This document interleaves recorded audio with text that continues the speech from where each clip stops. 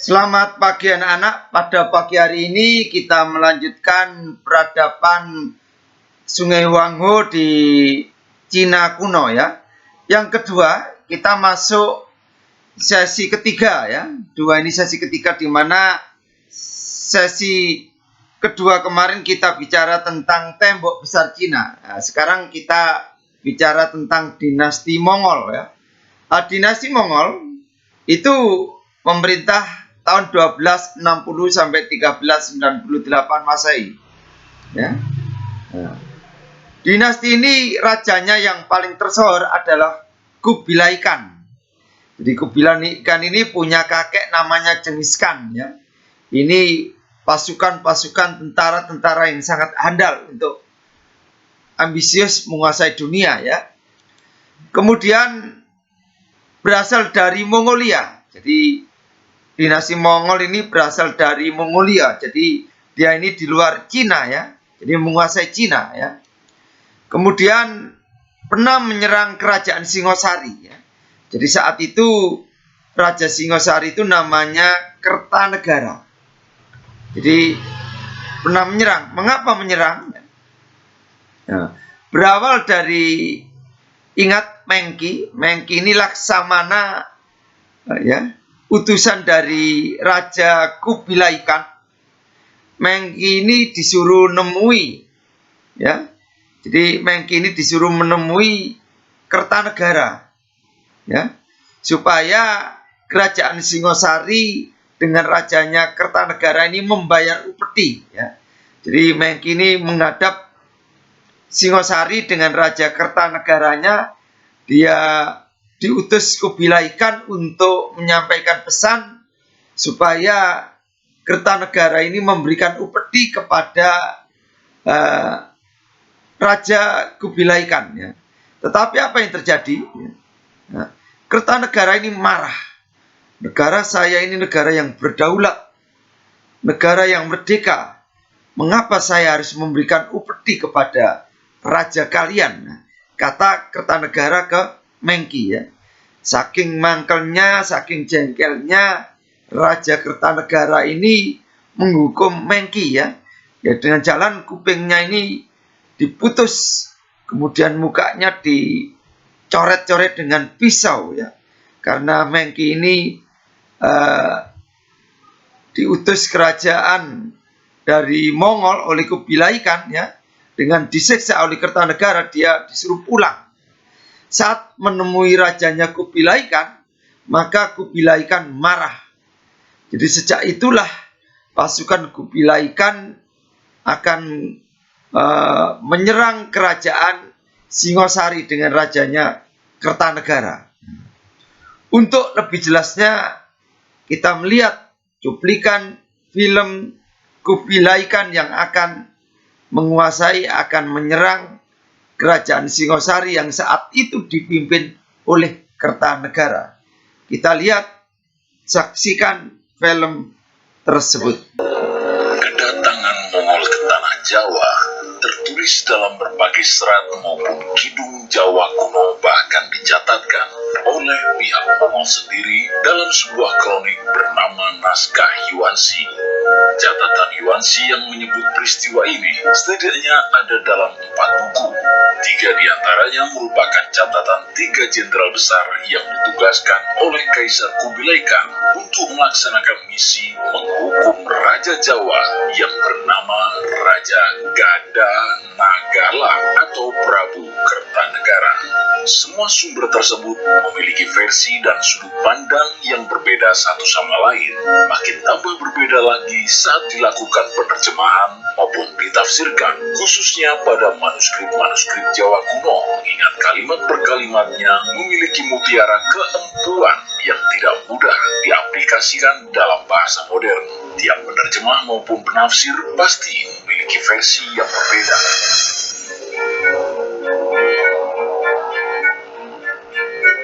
Banyak pendapat yang dikemukakan para sejarawan terkait alasan Kubilai Khan memerintahkan pasukan Mongol menyerang Jawa.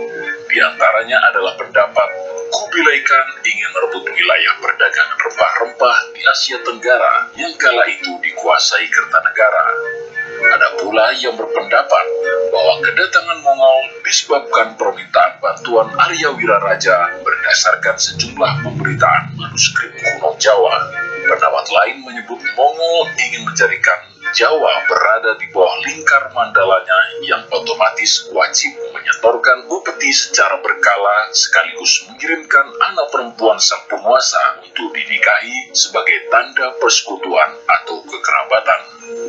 Meski saling berbeda pendapat, namun kebanyakan sejarawan sepakat bahwa kedatangan Mongol ke Jawa terutama karena dipicu oleh penghinaan Kertanegara pada duta Mongol yang bernama Mengsi di tahun 1289. Telinga Mengsi dilukai, sementara di dahinya diberi cap dari besi panas berlogo tanda maling. Kala itu, kekuasaan Prabu Kertanegara sangatlah kuat. Telatah Swarnabumi dan Bali telah bersatu di bawah Mandala Singosari sehingga Prabu Kertanegara sama sekali tidak takut menghadapi Mongol. Namun Profesor Dr. Agus Aris Munandar, arkeolog Universitas Indonesia, mengatakan dalam sebuah wawancara media bahwa perilaku Kertanegara yang keras ini sesungguhnya juga dicatatkan dalam sebuah prasasti Camundi yang berangka tahun 1292 Masehi.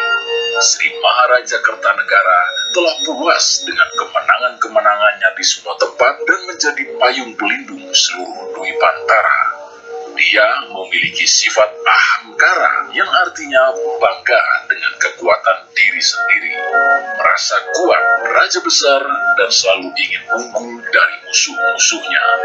Kubilai Khan sendiri juga memiliki sifat 11-12 dengan Kertanegara.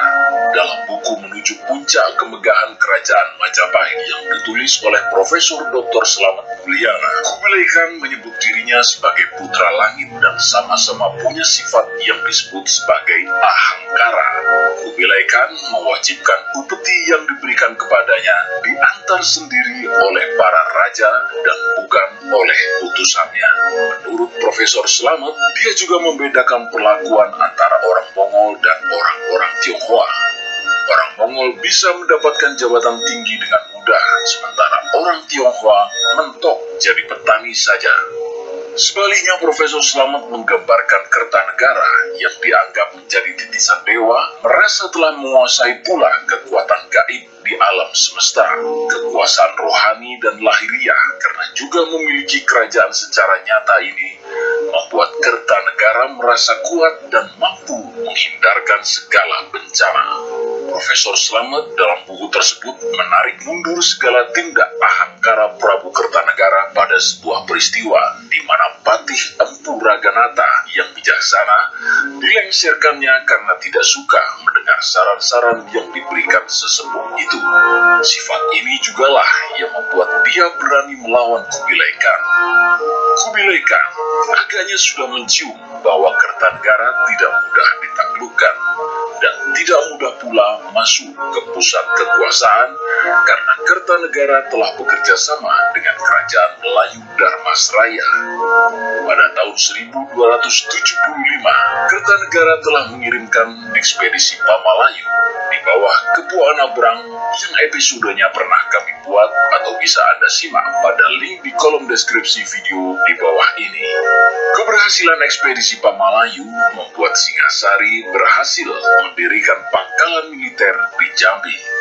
Pengiriman Mengsi diduga sebagai upaya Kubilai Khan melancarkan semacam tekanan mental pada Kertanegara sebelum benar-benar menyerangnya. Namun ternyata tekanan ini justru berbalik menjadi tekanan yang lebih memalukan. Kubilai Khan akhirnya terpaksa mengumpulkan jenderal-jenderal terbaiknya untuk menyerang Jawa. Menurut Profesor Slamet, berdasarkan 5 manuskrip Jawa kuno sekaligus, pasukan Mongol disebut tentara Tartar. Ini artinya pasukan yang dikerahkan bukan pasukan Tionghoa, namun bagian dari pasukan inti dari Kekaisaran Mongol sendiri. Lalu seperti apakah catatan yang dituliskan pihak Mongol dalam inilah secara singkat terutama pasukan Kubilai Khan yang menyerang kerajaan Singosari. Terima kasih, selamat pagi.